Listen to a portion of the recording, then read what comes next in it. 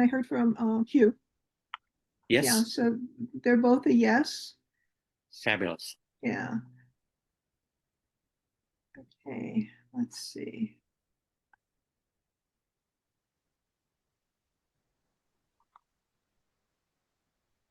I'm going to remove that.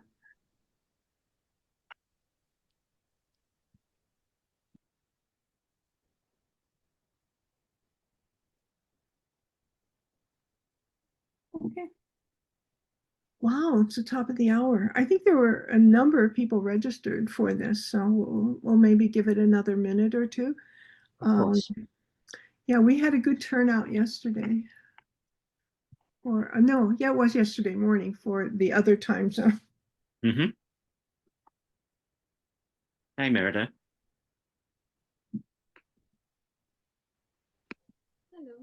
Hello. Nice to see you, Terry. And you. I see your email address much more regularly than I see you, sadly. You do, I know. I know. Nice to have a chance. Yep. Okay.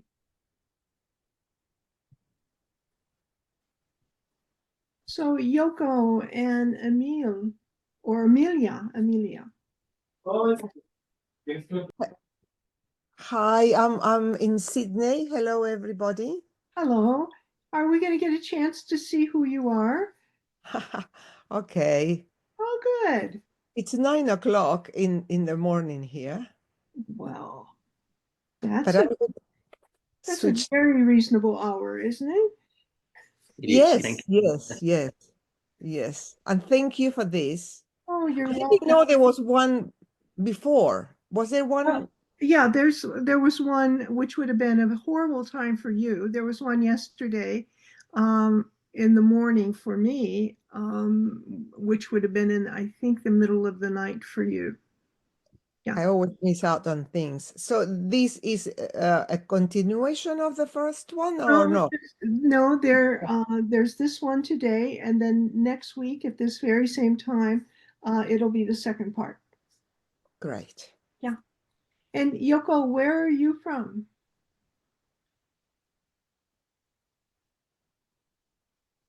Sorry. Yes, I'm in Japan. You're in Japan. Where? Yes, it's 8 o'clock in the morning. Mhm. Where are you in Japan? Hyogo Prefecture. It's near Kobe. Do you Okay. know? Yes, I do. Yeah. Oh, yes, yes, west side. Okay. We're just waiting. There are a couple other people now who are coming in. Yes, because it's only 9 o'clock. I was testing and suddenly I switched on. I would have normally come around just after 9. So give me a break. I'll be back in a sec. I'm going to make myself a coffee. Okay. Very good. Hello, Paul. Hello. Good And evening and good morning. I'm not sure where everybody's from just yet, but yeah, it's late. It's at late afternoon here where I am, which is on the Pacific coast, between Canada and the state of Washington. okay, Marilyn. And Yeah, so where are you, Paul? I'm on the Eastern time zone. I'm in Cincinnati, Ohio. Oh, okay. So someone from the US. Okay, great. Good. Okay, so I think as Amelia comes, it's a great, I love her last name, Bresciani. Is there any doubt that it's Italian? I was going to say, And what about you? I mean, your name is Italian too, isn't it? yeah, it Yeah, is. It's Sapphire in yeah, Italian. yeah. Yeah. It's a great language. I, I love it. Yeah. Okay, well, I think I'm ready to start. And just so that people will remember each other here, and maybe you can put your names in the chat and where you are located. So, including Merida, who's down in Mexico. Uh, and I will do the same here.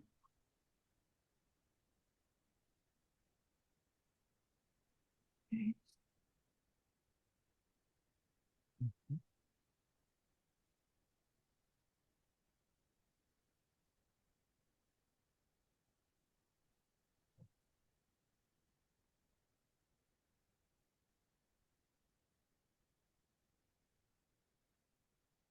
Yoko, you have to put down your city too, please.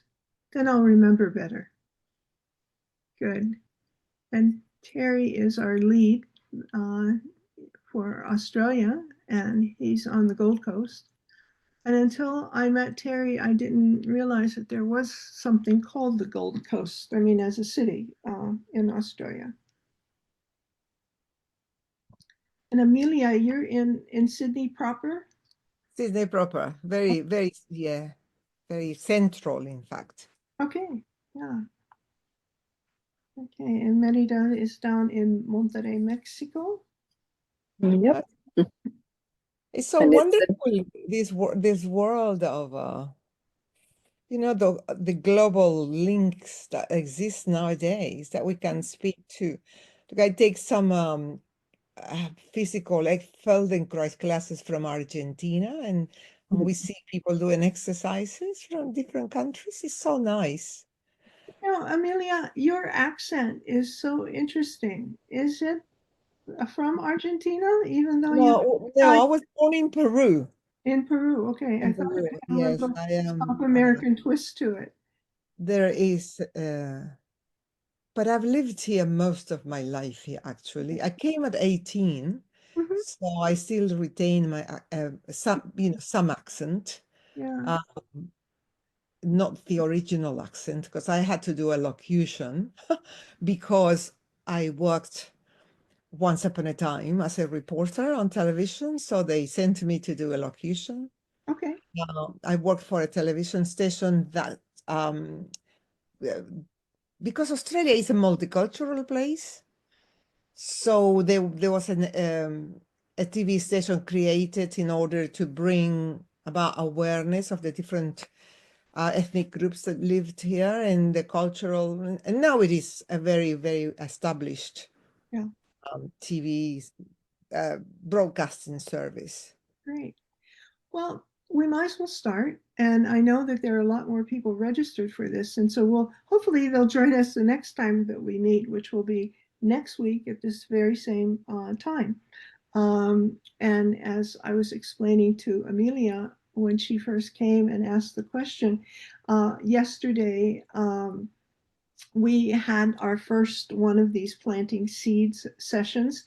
And I think we had 29 people registered for it. And a number of them really showed up. And we had people from Cameroon, Uganda, from Europe, one person from France, and we had Canadians. So it was a real mixture of people, which is usually very true of the charter.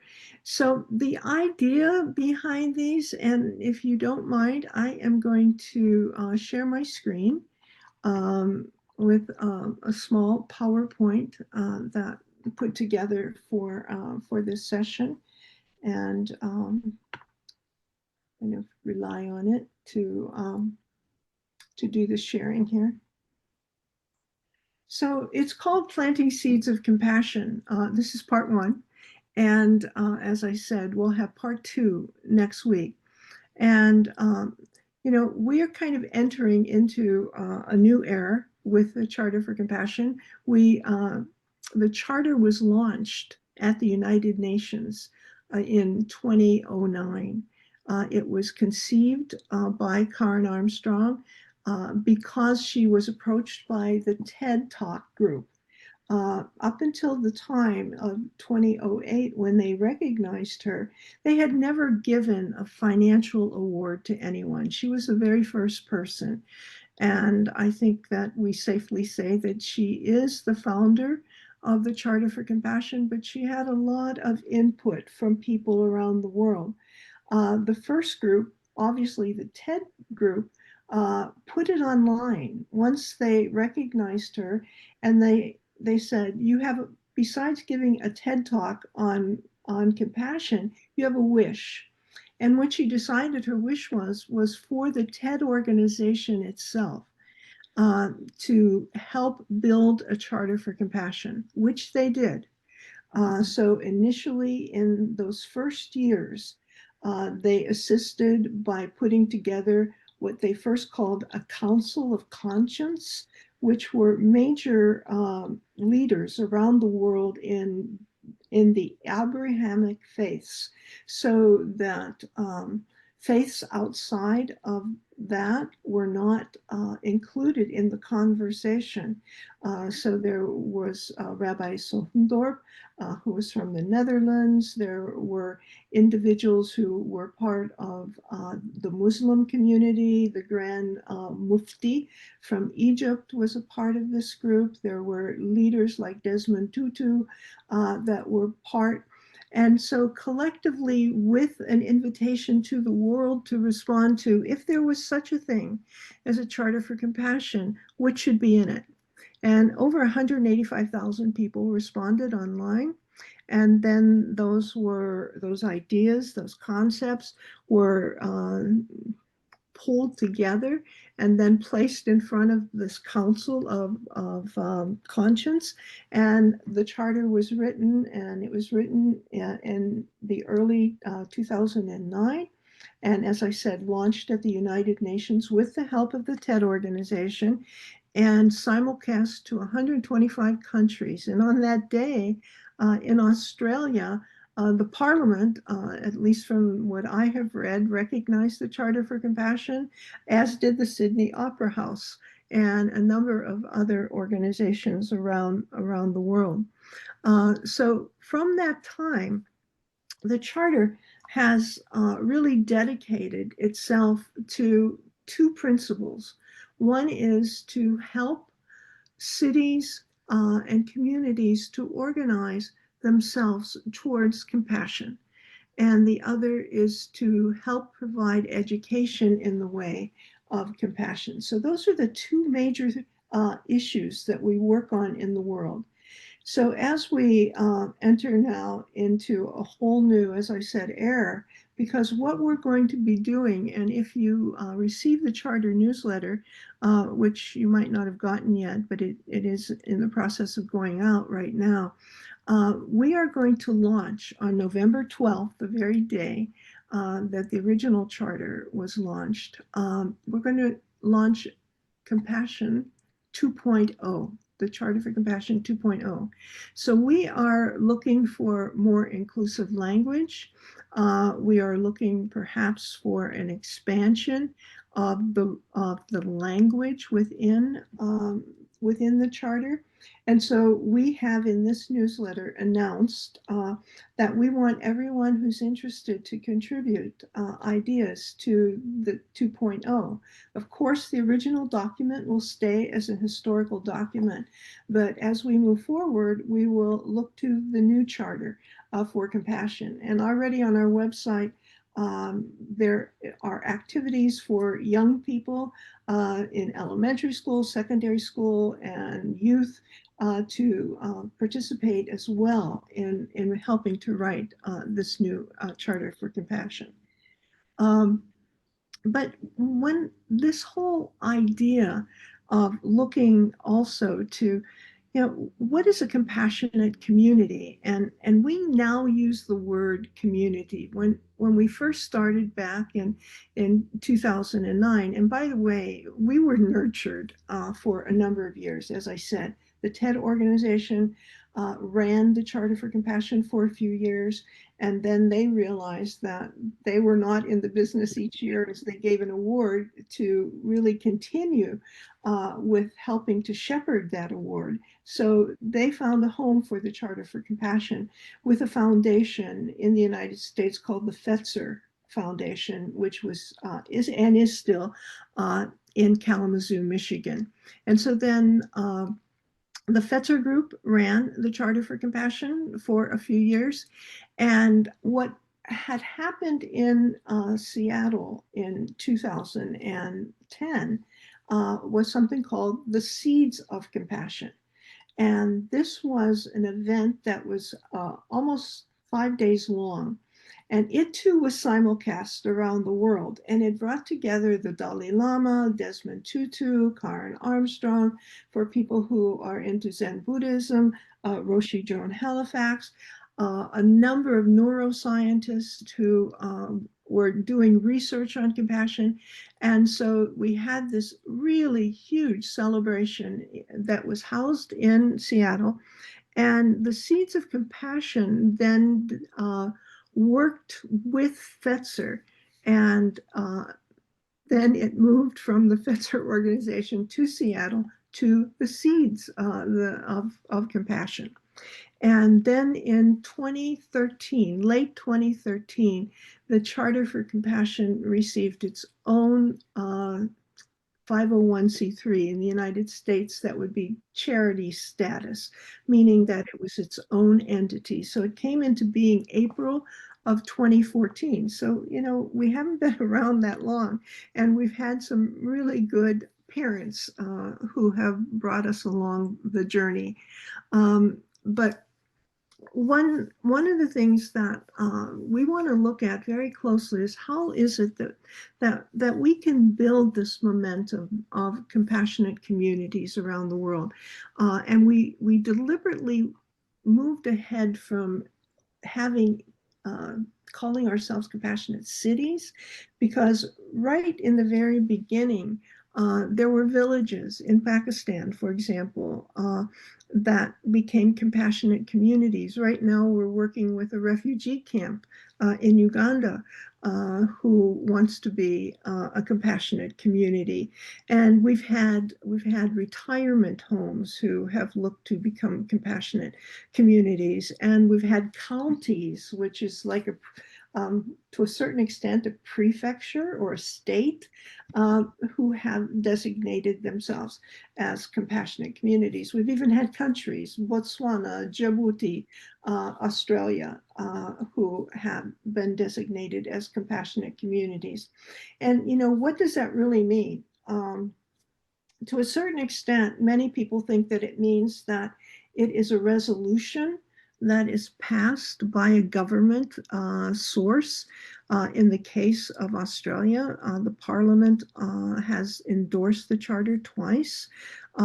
In cities, oftentimes, both in this country as well as in other countries, especially in the UK and the Netherlands, for example, it's local government who decides, with the help of a grassroots organization, that they are going to become a compassionate city. And what does that really mean? It means that collectively, the city council or whatever governing group it is, along with people from a compassionate community initiative, a team of people, write a resolution that is put in front of a council or a governing body and then voted on.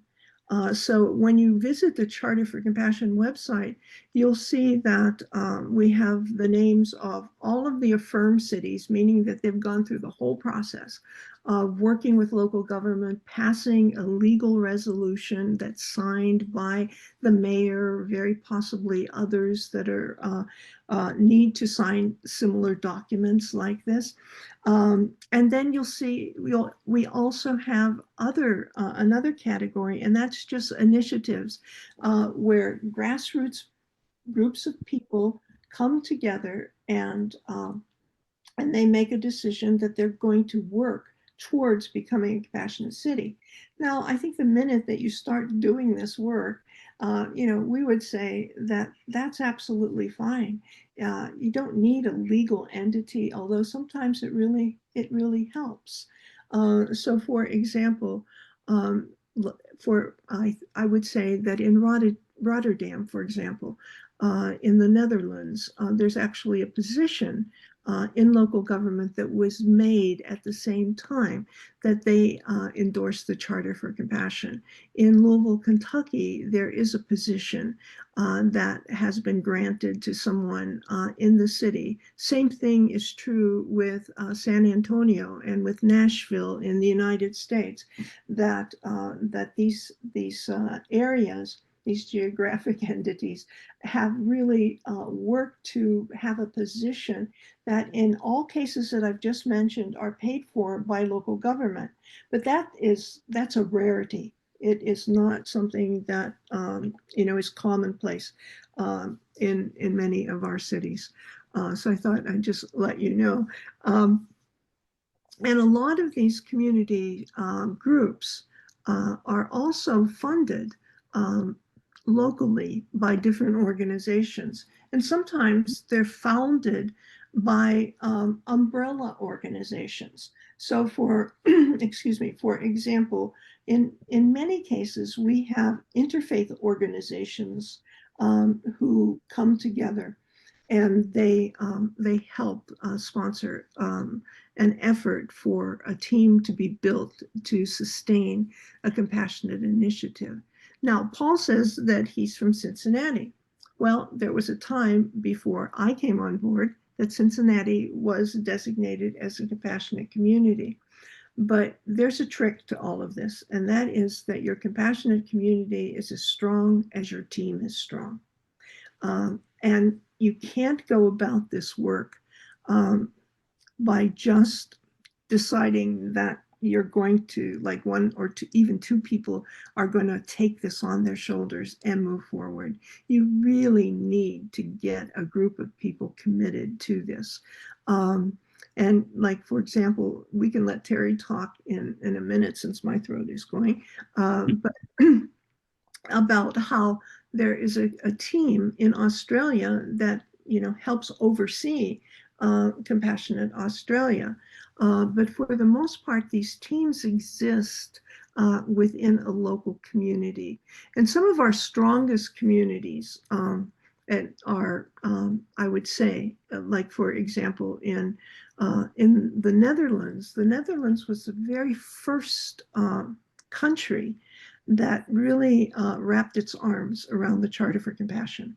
And there are, I think, 20 or so cities in the Netherlands that are compassionate communities. Leiden was the very first city in the Netherlands that declared itself to be a compassionate community. And about, boy, it's been 12 years ago, I think, that started, and they celebrated their 10th anniversary with a grand festival. And so a lot of these cities have been about the work for a long time.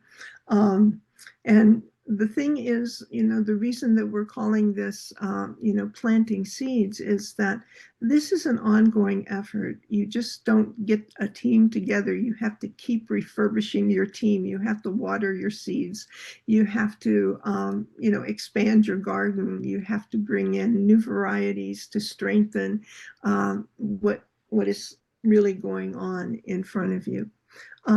So here, the objectives for these workshops, this one and the one next week, is really to look at what it entails to really begin to look at building a team.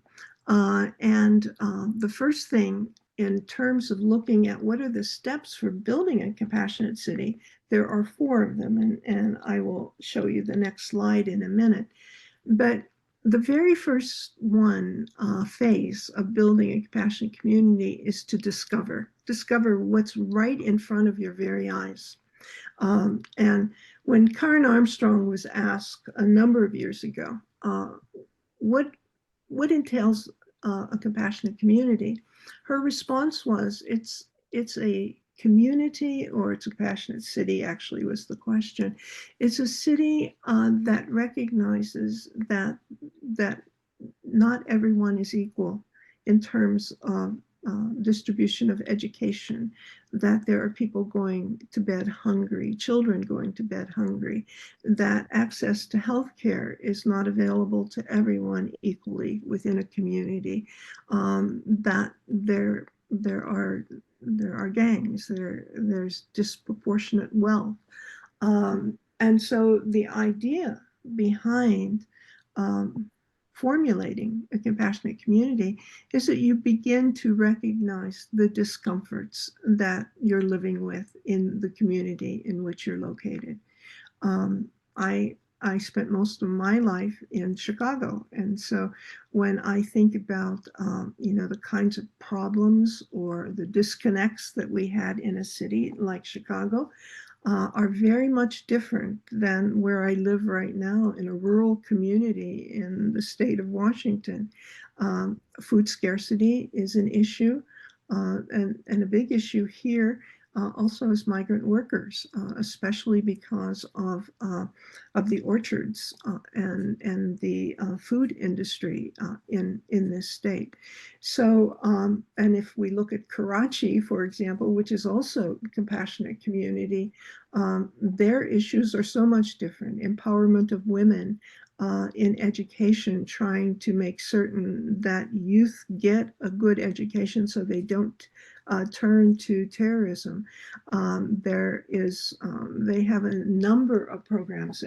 And by the way, Karachi came on board very, very early, like right when the Charter for Compassion was signed. They have been about this work for quite some time.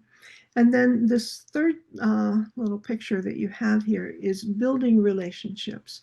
And that's really a very important part of creating a compassionate community, that a community is as strong as the individuals who pull this effort together, and that we share those stories that each person has. You know, it makes sense that when you begin the work of building a compassionate community, you start with people who think like you. You feel comfortable working with them. You have the same ideas, maybe even the same ideals. And it's, you know, it's fun. It's fun. And you're able to agree real quickly. But the discover part is really the hardest part of working on this, because it also includes, you know, the formulation of a team. And the first thing, once you really begin to work at this, you say, who is not at the table? That table right there in the middle. You know, do we have the diversity that we need in order to really strengthen this compassionate community? And that diversity could be ethnic, it could be age groups. Do you have youth who are involved? Do you have people from different areas of your community? You know, from, if it's a big city, or even, you know, even if it is a high rise. We have a high rise in Chicago who is working to become a compassionate community, because you think, I live right now in a community that has 2,400 people. In Chicago, 2,400 people in one city building is nothing. And so it's, you know, it's building a compassionate community right there wherever you are. So Terry, I know that you didn't prepare anything for this, but I'm wondering if you could talk a little bit about Compassionate Australia, just when you took your camera off. I don't know if you're still there. Maybe he stepped away. Oh, there he is. Okay. Sorry, Marilyn, just getting my son to school. Okay. Can you talk with us for a minute now? Of course, yes. Yeah. Okay. So the question was, maybe you could tell people a little bit about Compassionate Australia. It really started with our previous lead, Dr. Lynn Reeder, who is an associate professor at the Federation University in Ballarat, being involved with some online work in the United States around sort of compassion and therapy. And she attended a conference in the United States and came back and was quite empowered by that. And I connected with the work of the Charter, similar kind of time, through an initiative of Dr. Brian Gilmore, who had set up a multi-faith advisory and action group here on the Gold Coast. And we were fortunate to have the Commonwealth Games here in 2018, and had spoken to the council about them becoming a compassionate city in advance of that event.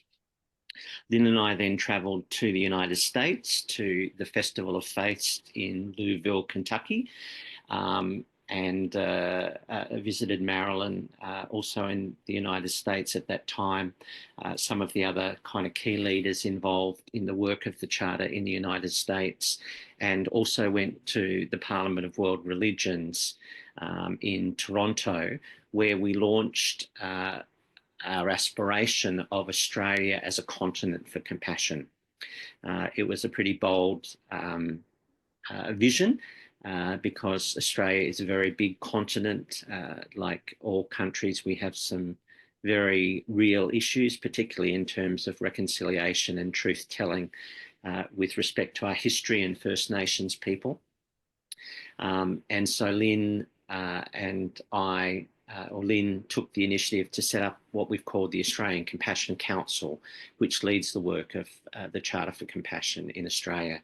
And Lynn has done an incredible amount of work, basically as a full-time volunteer, the last 5 or 10 years or so, giving her much of her life's work to the work of the Charter in Australia, including supporting compassion-based research. She has organised a scholars forum, but probably the most significant thing that has happened as a result of Lynn's leadership is the development of Compassion at Ballarat, which, although the Charter for Compassion was signed by the Gold Coast City Council and the Gold Coast was designated as a compassionate city in 2019, and it's Australia's 7th largest city, Ballarat is a very much smaller regional city in Victoria of about 100,000 people. And for that reason, they've been able to develop a lot of traction and local connections in a very geographically specific area. And in fact, at the Compassionate Action Conference last week, Lynn spoke and made a presentation about one of the very significant events that they've been conducting the last couple of years in Compassionate Ballarat with school children and their seeds of compassion, planting seeds of compassion, their wishes for what a compassionate community would be like. The other significant thing, I guess, about the Compassionate Ballarat is that the Ballarat community was one of the communities really touched by child sexual abuse in the Catholic Church. So there's been a lot of historical and generational trauma in that city. And as a result, Lynn and Compassionate Ballarat have connected with other cities that have experienced similar trauma throughout the world to facilitate community healing around those particular hurts. As Marilyn said earlier, one of the first steps in exploring the notion of a compassionate city is to find the hurting places in the community and to identify those, and that's often a trigger for how we might respond. The work of the Charter continues in Australia. Lynn, after very dedicated service, has retired at the end of last year and taking a well-earned break with her children and grandchildren, and I've taken over the lead, and we're currently taking the opportunity to review the work of the Charter in Australia and see how we can be more effective and pragmatic, given that I'm probably the only non-academic on our Compassion Council, and we have some very skilled and competent people. But we're looking to kind of integrate the wisdom with pragmatic action, I guess, is where we're at. So there's lots more that might emerge through our conversation, but that's a very quick and unprepared overview. Our 2 main events during the year, well, our main event during the year is held on the 21st of September each year, which is a National Day of Compassion.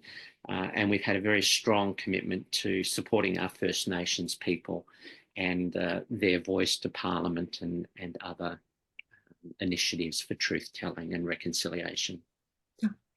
One of the things that I said, and I have to, thank Terry also for always putting the seed in my ear, which is probably not the best place to grow something.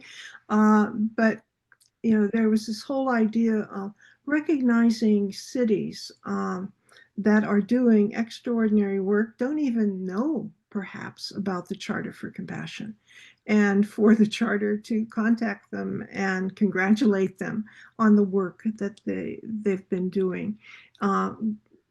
The only city so far that we've ever done that for has been Christchurch in New Zealand.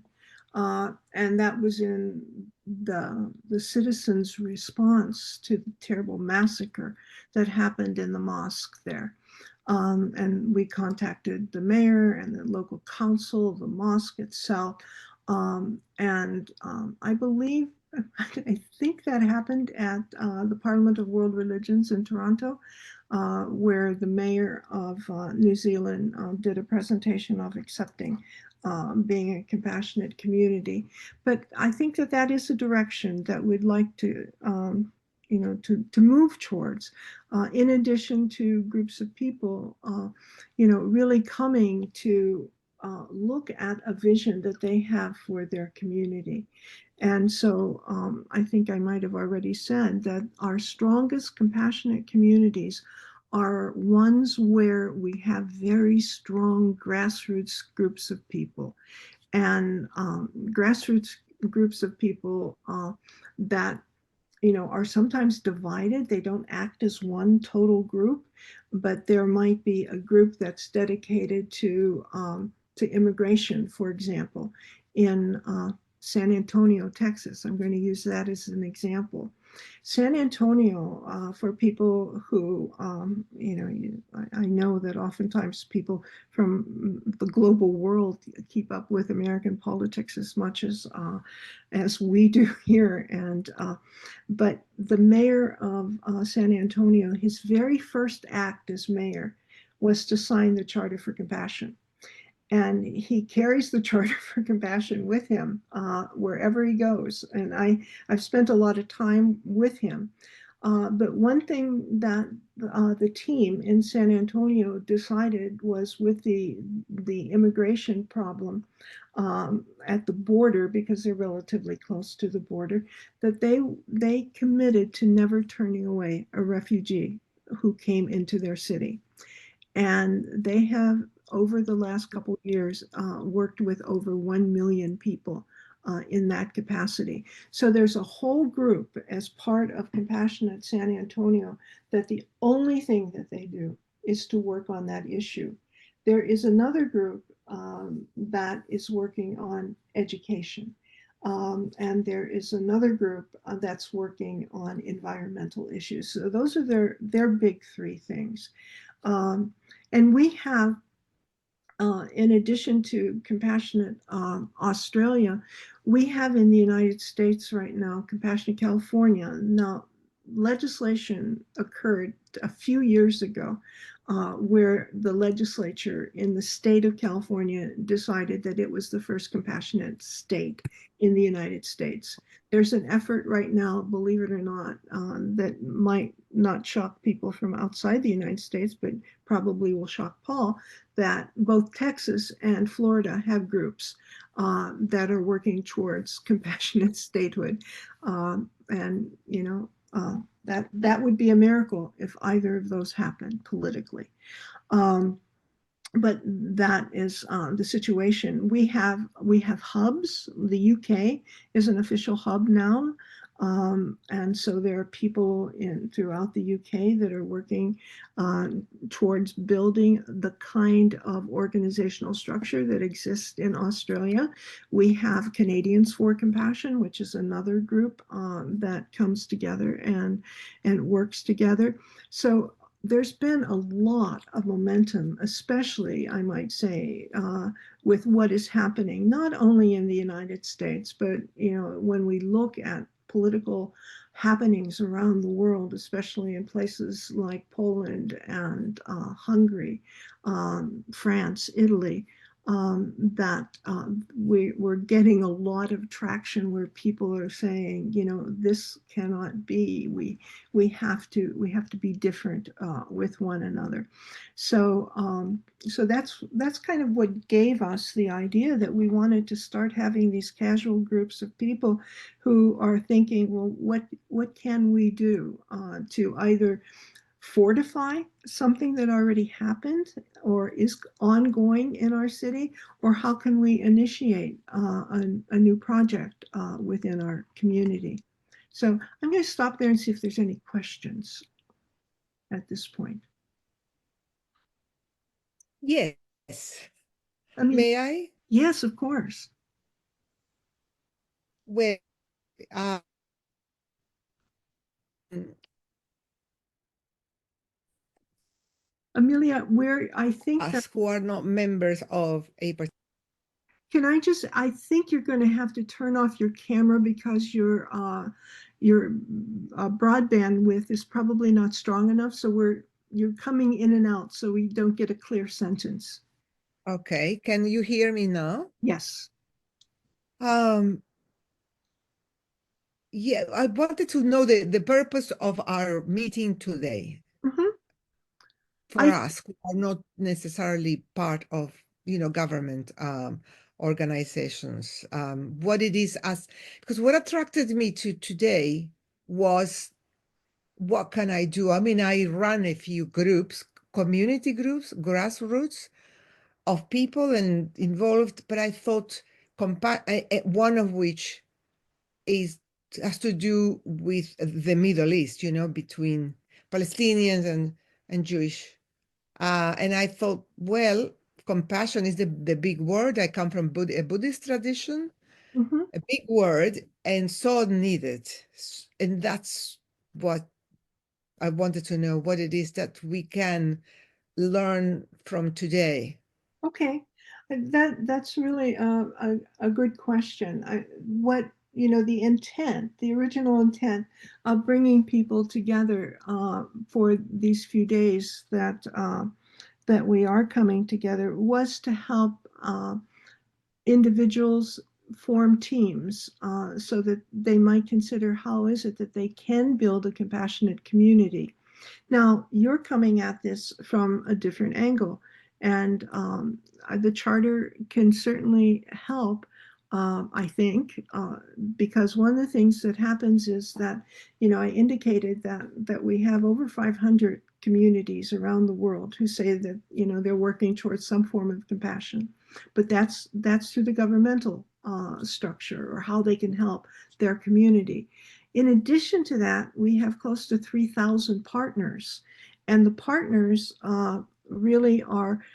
We used to run on a structure what we called sectors, so business, arts, education, healthcare, social services, social justice, restorative justice, peace, and interfaith, definitely. And so we have partners in all of those areas so that when you say that you are running groups or a group that is dealing with the crisis in the Middle East, we have a number of organizations who are doing the same thing. And so, we could work with you to say, you know, is your effort one of dialogue where you're trying to bring people in Australia who are Jewish and who might be Palestinian in conversation to work on their differences? Or are you trying to help other organizations in the Middle East who are, working in different areas? So um, we have a number of groups that we work with, and several which we have recognized with what we call the Karen Armstrong Humanitarian Awards, which we give out each year. One of those groups, and I think a really important group, is Combatants of Peace. And these are Israeli and Palestinian soldiers who have now committed to nonviolent action. And we are on June 12th going to sponsor a film it's a brand new release. There Must Be Another Way, I think is the name. I might have it a little bit incorrect, but we'll be showing that on the Charter Network. And so the film is just under an hour long, but then there will be a discussion with some of the combatants of peace as well as the filmmakers, so that people might take some of the actions that are going on through that group to heart and see if they could help. Another group that we're really closely tied to is the Family Circle. And this too is another group of Palestinian and Israeli parents and families who have lost their children due to the violence in the Middle East. And so one of the things that you learn, I think, in any solidarity movement is that you take direction from the people who are closest to the situation. So we try and respond to the needs that are expressed by the various groups with whom we work. So those are groups. Those are just two groups that we can put you in touch with if you're interested. Yeah, There's Go ahead. mm, yes, I actually watched a documentary a couple of days ago Uh-huh. called The Other, which is an award-winning documentary which deals with, and the combatants of peace were part of. Yes. So the group I belong to, one of the groups I belong to is called Standing Together. Okay.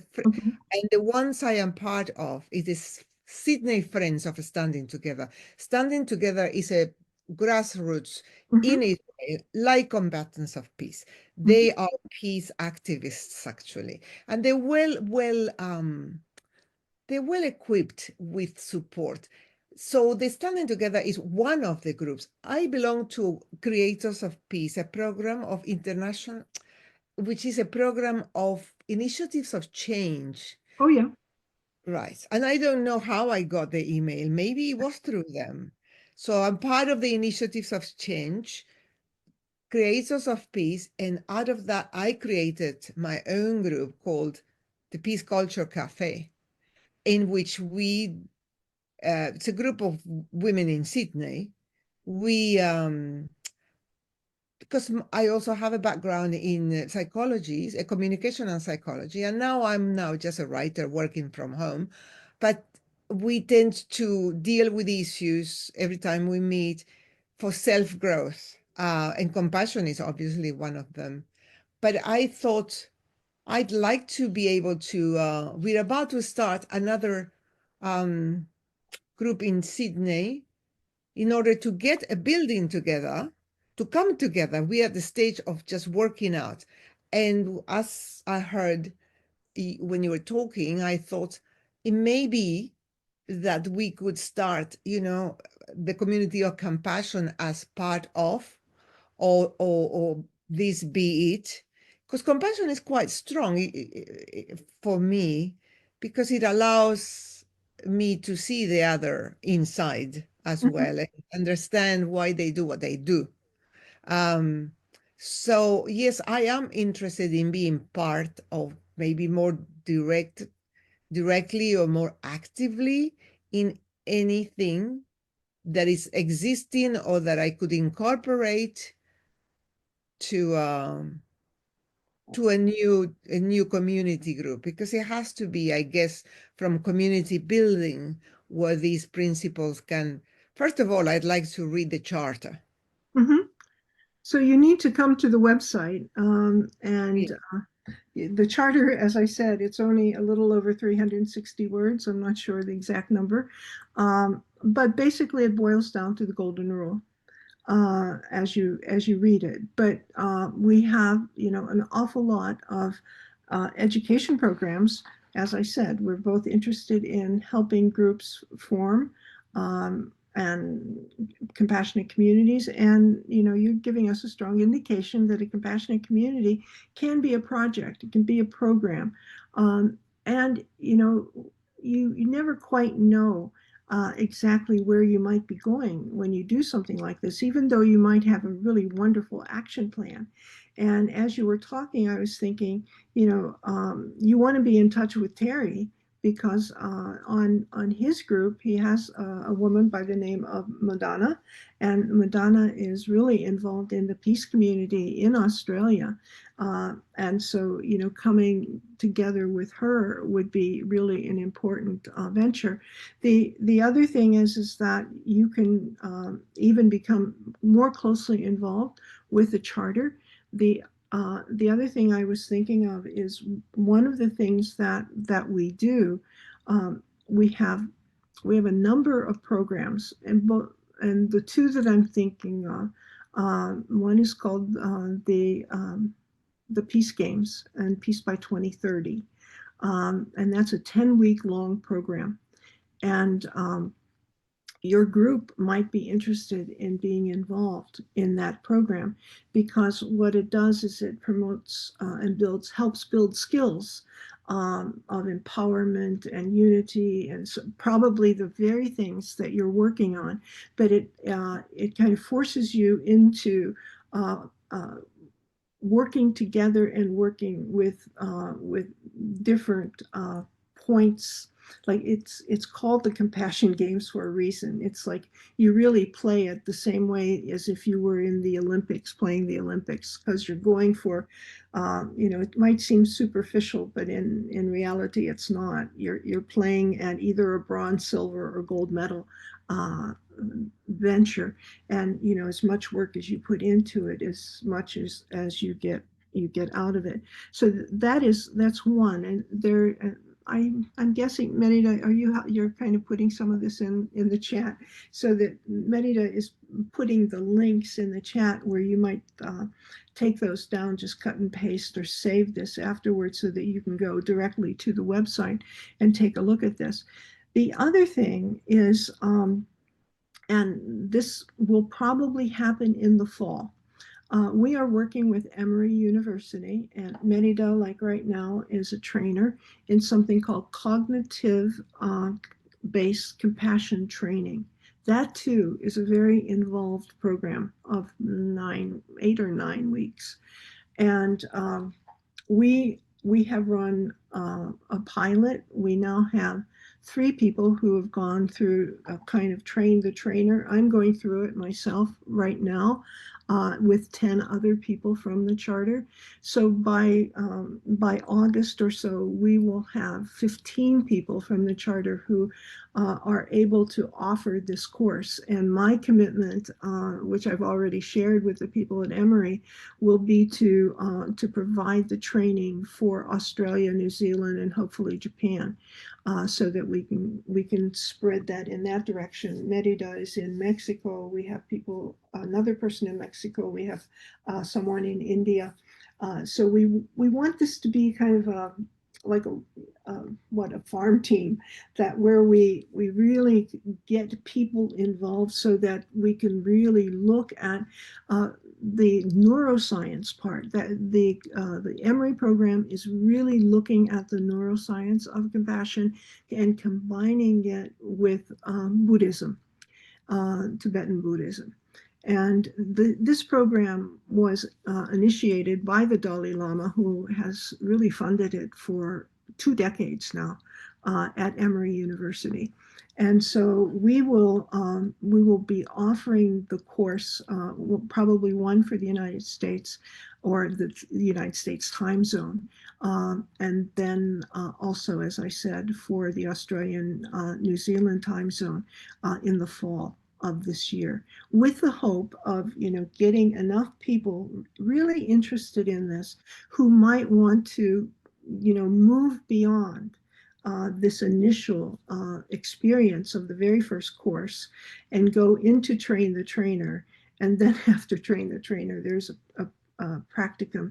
So it's a long commitment, but we did something else like this a number of years ago called compassion integrity training, which is very similar to the Emory program, and it was run by Life University, and Life University stopped the licensing of that program because they were finding that it was really they were losing money on it. I hate to say that, but I think that was the reality of it.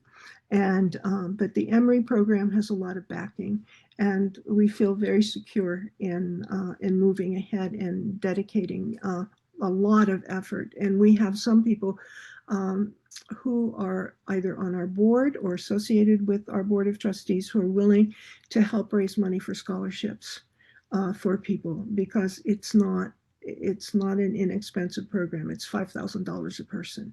And so the 10 people that we have right now are all on scholarship, and there's no question about the introductory course in the fall, both for the States time zone and for the Australian New Zealand. It will be, if if it's going to cost anything, it would be very modest and something under $100, I think. But you know, as I said, we're raising money to really make certain that this becomes a reality. So I think that might be something you're really interested in and would help, I think, Amelia, your efforts of what you're doing. I'll is my connection a little bit better now or Yeah. same? No, it's better. Um, I'll get in touch with Terry, who is the closest person, Yes. and see in what way, you know, we can work together, offer some You might even be interested in coming to one of the Australian meetings. yes. Do they all happen on the Gold Coast though? No, It's a no, No, no. day no, no. trip. No, most of our things work is done online, Amelia, because we're all Right. over the Perfect. country. But we do have a long history with initiatives of change, and Oh, Margaret that's where we Hepworth, connect. their previous CEO, now works with I think it's called Together for Humanity or something like that. But there are some organisations locally that that we share an interest in. That's Creators of peace and other things. So I'd be happy to talk to you. I did put my email address in the chat, but I'll also give you my phone number and we can connect if and when you'd like to. sure. Thank you. I was wondering where you know, where I got the because I've been doing so many things in the last few weeks that I just didn't know. So Yeah, yeah, sure. I'll be in touch, definitely. Okay, I'd like to be part of the Australian team for sure. meeting. Okay. Okay. Very good. The other thing, too, that might be of interest to everyone is that we have a very strong commitment to working with youth.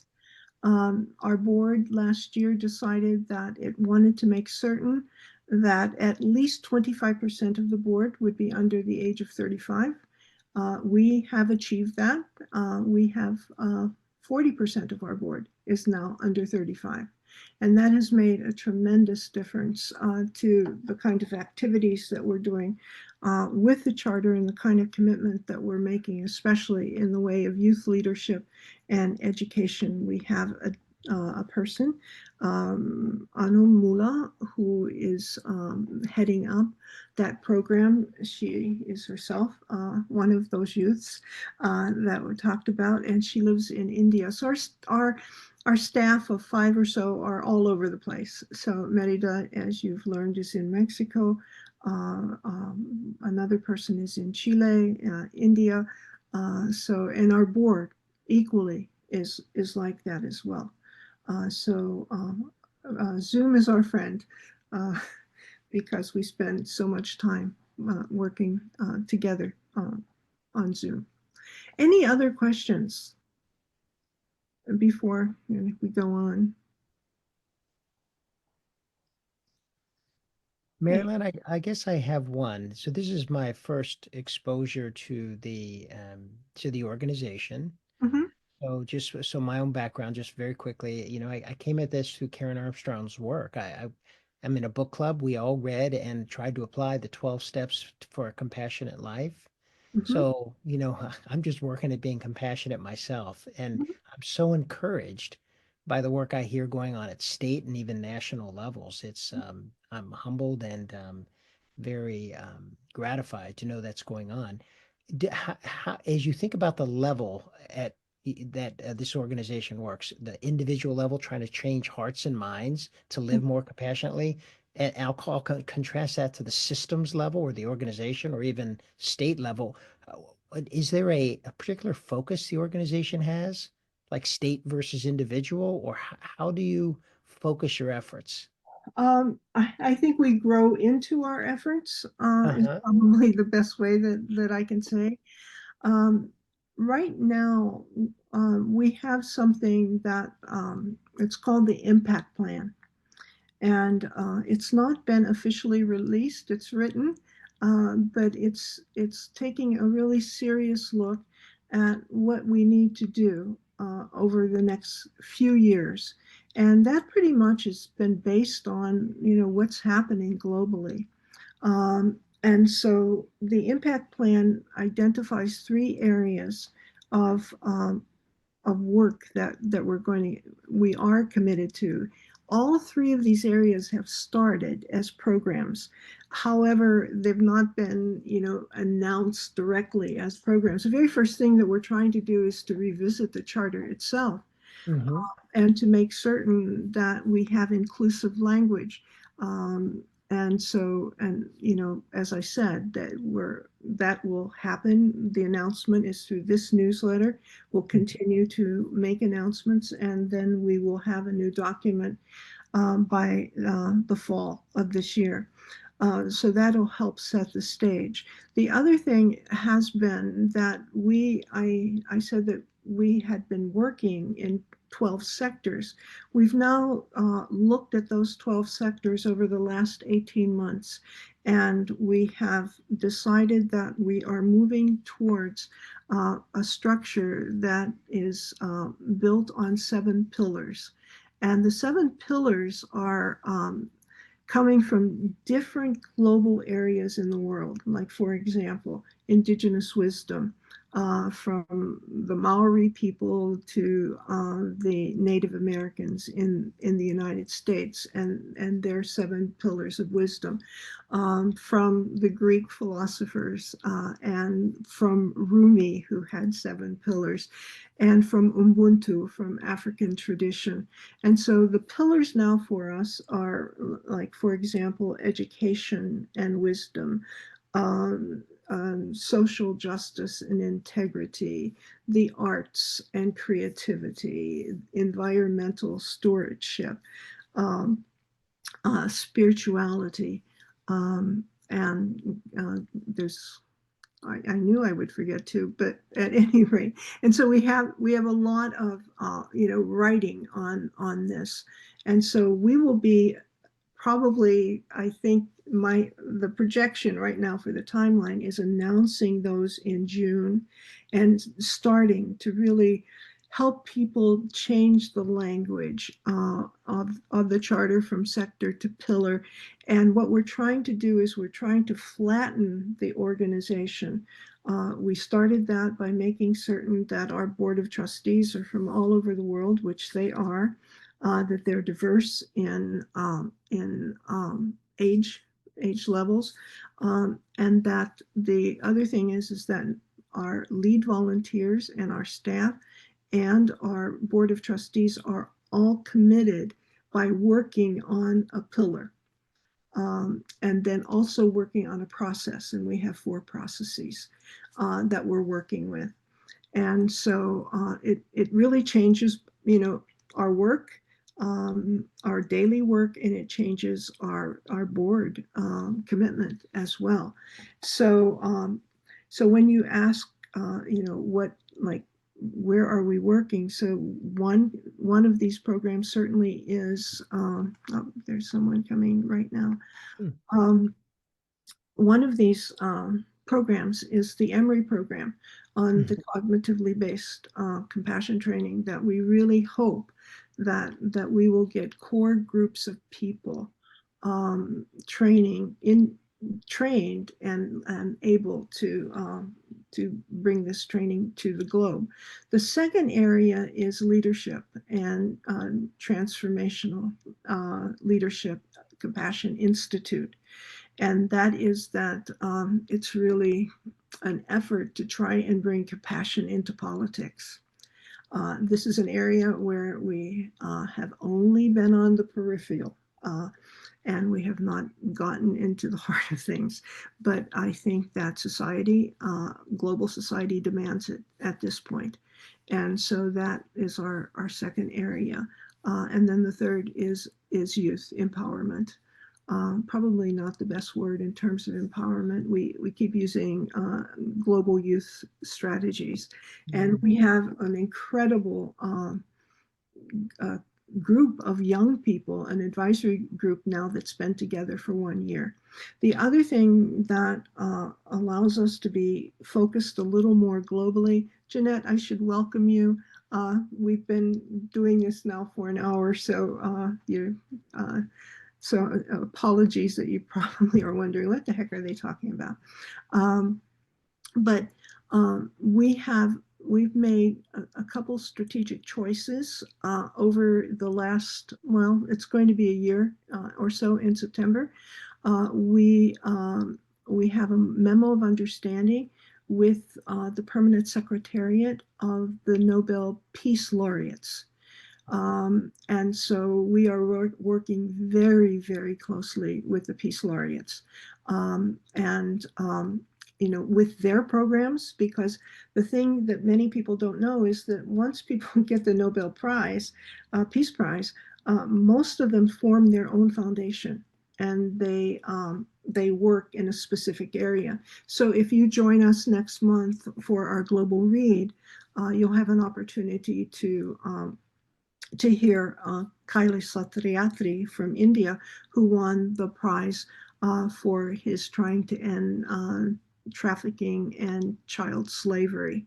And we're trying to work with his program. Rigoberta Menchú from Guatemala, who is really responsible for the UN Declaration of Indigenous Rights, and so we're working with Rigoberta. This has really kind of changed a lot of our programming and what we're doing.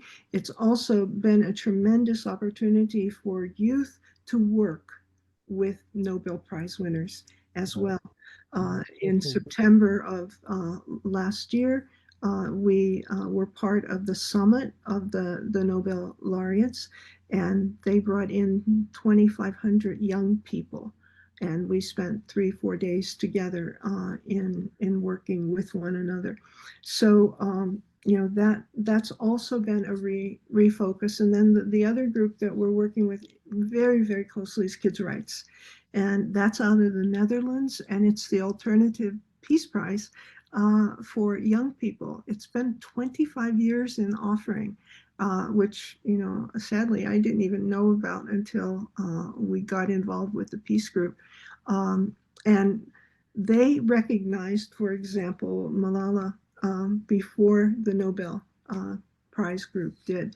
And it's a very serious, it's not cosmetic at all. Young people who win this award receive $100,000 and their education. And if they come from a family, Kids' Rights makes certain that every single member of the family also is educated.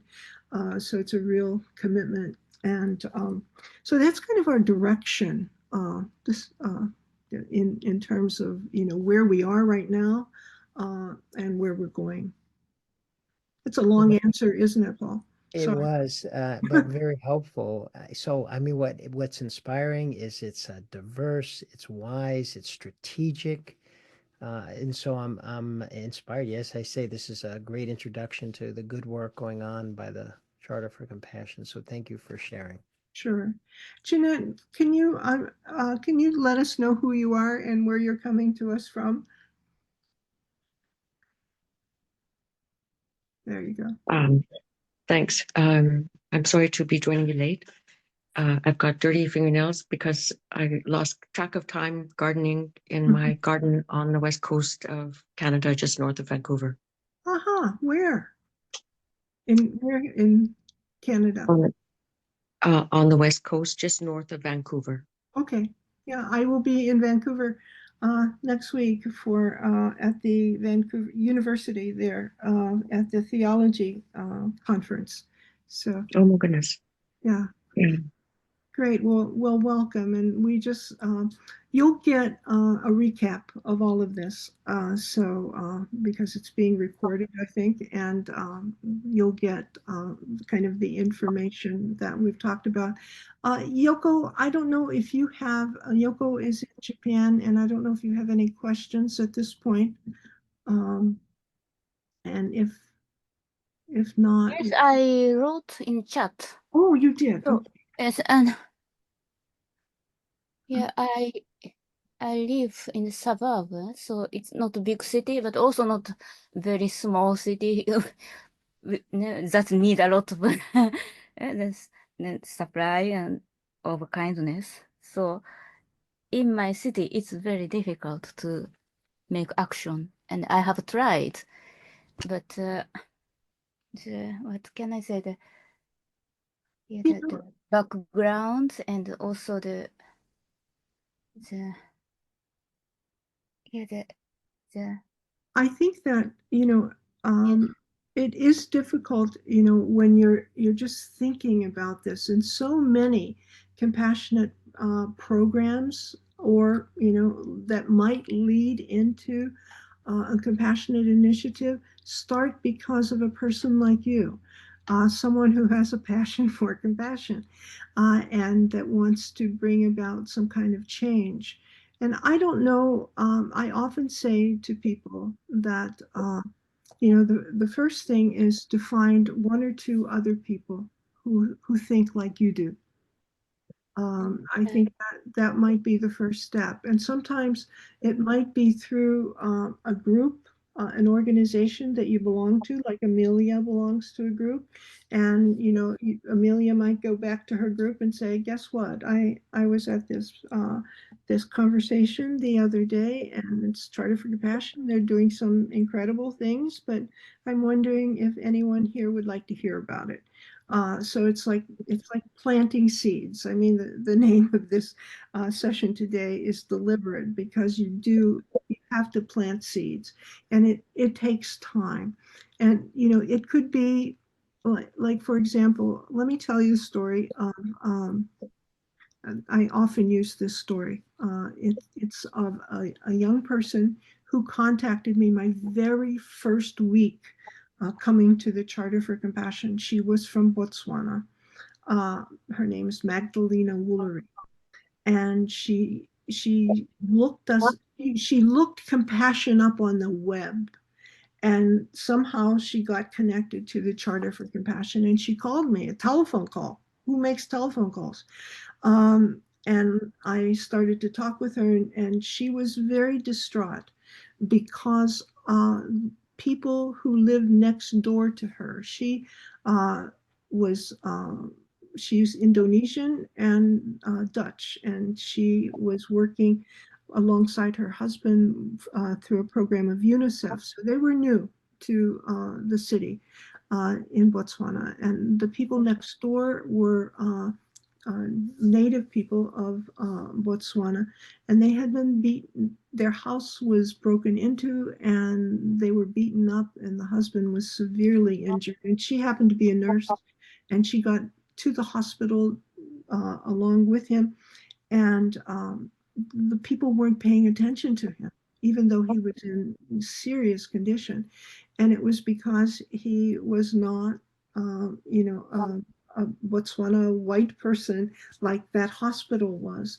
And she was outraged, and she did the Magdalena thing, and started to take over and try and care for him. And then she just said, this country needs to pay attention to things. And so she called, and we started to talk, and she didn't know anyone. They had just moved to Botswana. And she said, what can I do? And I said, well, can you find a couple people who feel like you do?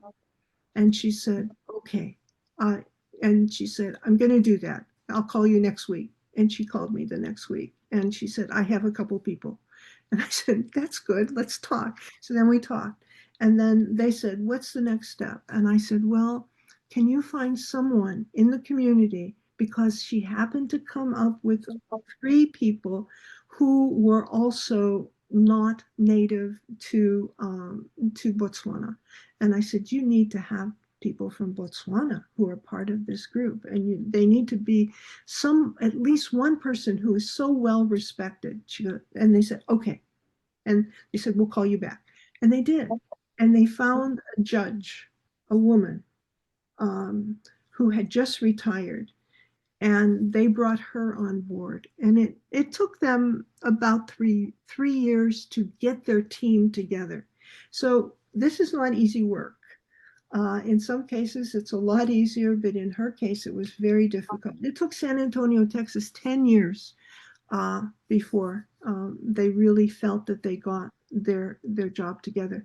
Vancouver, for example, Jeanette, has been trying forever uh, with different programs, but because of the political structure in Vancouver and the fact that there are so many mayors in the greater area, it's been somewhat difficult. But there's still groups of people who are doing good works, and that's the thing. Don't worry about becoming a compassionate city or a compassionate community. Worry about what are the issues. One of the things we were going to do, which we probably won't do and we'll do the next time, is what are those areas of discomfort in your community that you really want to deal with? Once you have those areas of discomfort, you can focus in on that and then formulate your team around that issue. It might be environmental racism, which the group in Oakland, California deals with because of the dumping of waste in a poverty-ridden community, or it might be something water, clean water in another area. I can tell you, many of our programs are dealing with houselessness, dealing with education equity, dealing with restorative justice, and food scarcity. Those are probably, when I look at the global approach to the issues that people are working on in compassion, those are the major areas. However, there are 21 areas that collectively the charter groups are dealing with, and you're going to get an email that Merida is going to send out to all of you with some links and some of the much more detail about what we didn't do today, about how to, formulate this first stage of discovery of, what it is. And, Amelia, it's as much youth, I think it has as much usefulness for a partner organization like yours as it might for a community organization. So Yoko, don't be so discouraged. So that when you are looking at your community, what might be an issue that you think should be addressed in your community? For me, the most discomfort aspect in the society is people are so much afraid to speak of love. I'm sorry, it's so abstract, but for me it's really problem because even they say to me that I'm receiving money to use the word of love because I talk about love and compassion, and they feel so much fear to hear those words. But that effect for everything of society. And for example, 10% of the children are committing suicide in Japan, and that's unbelievable. I was in the Netherlands. It's so different. Yeah. The same age children, they are completely different. And I said it's not right. It's not healthy, and because adults are hiding to show love, and they are afraid to hear the word love. Of course, children cannot get love, and they are always talking about medicine to how to prevent suicide and to get children out of his room because they stay in room for years, and they're talking about medicine and how, yeah, but it's not about those things. It's more about caring each other and to listen each other, and also people don't know what is importance of being in student and to become. Japanese people want to make as busy as possible to get success. And of course, like my students, yeah, I teach private lessons, and 6 years student must get up 5 o'clock in the morning, and she cannot go to bed before 11 o'clock. Yeah. Keep studying, and it's not healthy, and she doesn't have any friends. And I keep saying, but and I introduce the system of Dutch education, the Waldorf study or also National Geographic education and sea learning, but Oh, okay. society is not really open. And at this moment, I am host of a Grateful Gathering from a Grateful Living organization, Okay. and that teaches gratefulness in the daily life. And I do in a web meeting, but only very few people are interested. And I ask them, please bring somebody. Perhaps some of your friends have interest in it. They said, no, I don't find anybody. And so we stay only with 2, 3 people. But And you cannot give up because you really are strategically in a very good place. And I'd be interested, I know we don't have enough time to talk about this, but how you learned about sea learning, and are you using the techniques of sea learning with your students? no, I followed the facilitator course and I finished, Mhm. but they don't give anybody the certificate, so I cannot start. Oh, And everybody's waiting, and it's already 1 year, and wow. I Okay. cannot. I Uh, cannot. can you And send me an email with some information about that? And we'll see what we could do to help with that, because that is an Emory University program that we're involved in, and so maybe we can and help. But yes, and I was going to say there is a program that, and it's mostly for teachers, and it's called Loving Classroom. And it really takes a lot of the concepts of the cognitive based compassion training that I was talking about from Emory, and totally, the people who created, or the rabbi actually who created Loving Classroom, had no association with Emory. But he was teaching from the heart in Israel, between Israelis and Palestinian people who were in conflict with one another. His wife has taken over the program. He died about a year ago, but it is meeting with great success in South Africa. There's 125,000 students who are involved in that program, and for the most part, it's not changing your curriculum that much. It interfaces with the curriculum, but at the same time, it's very much like sea learning, like in sea learning. Excuse me, everyone, if you don't know this, like that, the zone of well-being, for example, that we all want to be, kind of in a safe zone where we're not overly depressed, or we're overly ecstatic and we're going to do crazy things because of something in which we're involved. And those are the kinds of techniques that you use as an educator and somehow infiltrate into the lives of your students. And so it would be wonderful. And I think it sounds like you participated in sea learning with other individuals, right? mhm. Yeah. So are any of them interested in working with you?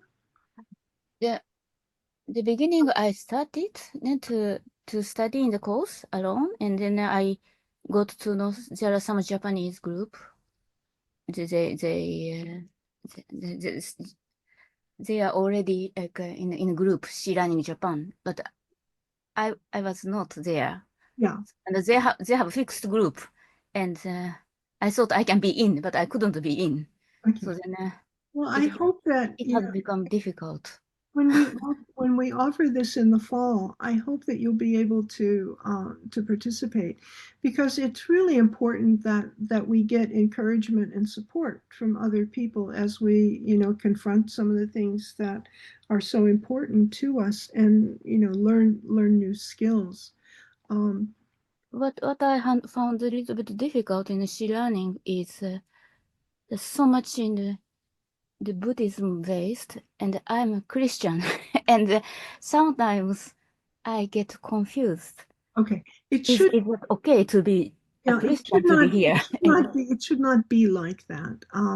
because the Dalai Lama, his whole, I think, concern about putting forth sea learning and also the cognitive-based compassion training is that it's secular, that these are skills based on Yes, science. they say so, yes. Yeah, Yes, but they say so, but somehow I stay but 1 year with them, then I felt well, I think something. that the thing that's different for people who are new to it is there's a lot of undertone of Tibetan Buddhism that's a part of it.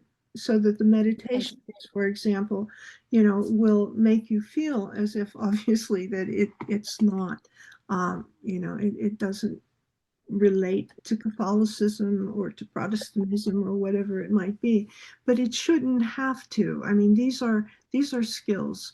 They're stress reduction skills. There's a scientific basis for all of it. And I'm sorry that maybe you didn't have enough of an opportunity, a chance to talk that through. And I can tell you that, like for us in the Charter for Compassion, our definition of compassion is different than Tibetan Buddhism. And so compassion for us is action. That if we see something that needs to be done, we want to act on it. Whereas that is not the case for the CBCT or the cognitive based compassion training, that, it's learning experience and you learn how to deal with the emotions and things. And I have to say, sometimes for me, it's like I have to kind of switch my head around a little bit. But I find that the skill building is really very, very important in the course. So I'd love to, we can continue to talk about this and we can do it, in a private conversation, especially Merida, I think would be very open to talking about it. And we will really try and help to see what's happened with the Japan training and your certification. And because I think that that's important. But more important is the communication that you have with others who are experiencing something similar. and yeah, personally, I miss little bit more the communication with also Christian-based people. I like to have a communication with the Buddhism people. That okay, there's no problem, and I like it. I also studied Buddhism in university, but also I need the Christian-based spirituality here because zero here Yeah, in my area, and I can only connect with people in the internet. And yeah. now I'm in the Laudato Si movement, and that's okay. So, but also this movement is not acceptable in Japan because it's so Catholic, and I know it's very good, but also too difficult in the society. I was And just going to ask Amelia, she has her hand up, so.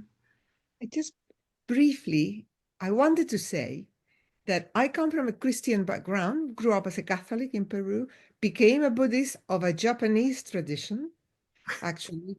And I've studied philosophy, I now study the Kabbalah. And so we come to a point where we incorporate what compassion really is, and it comes from the heart.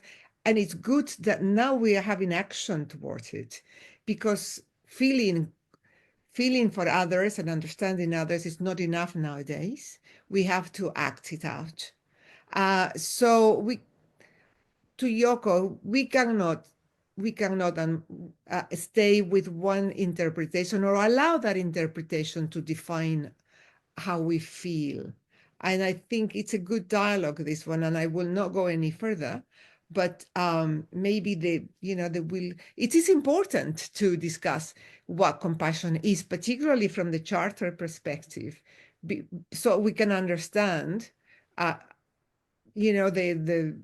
diversity of concepts and definitions, and align it with what we want to do and how we feel. You know what? Thank you, Amelia.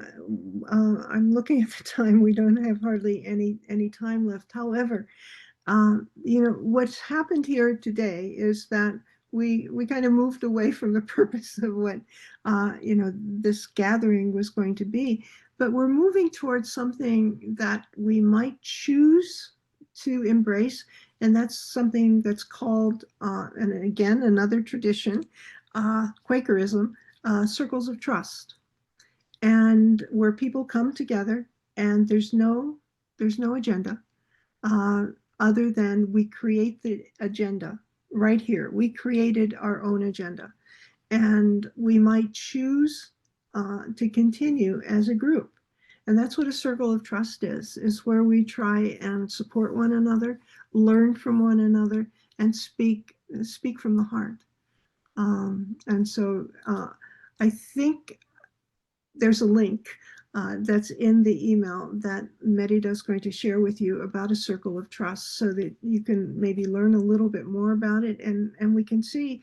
I would be willing to engage in a circle of trust with anyone here who would want to do it. And so here we are. Go ahead. Jeanette, were you going to say so? I saw somebody's hand, maybe it was Amelia's. Okay. So we have successfully taken over 90 minutes of our time that we'll never get back again. However, there's some good news attached to it. I think that this was a really great exchange of people, ideas and concerns, and hopefully you'll come back next week and we can make a decision.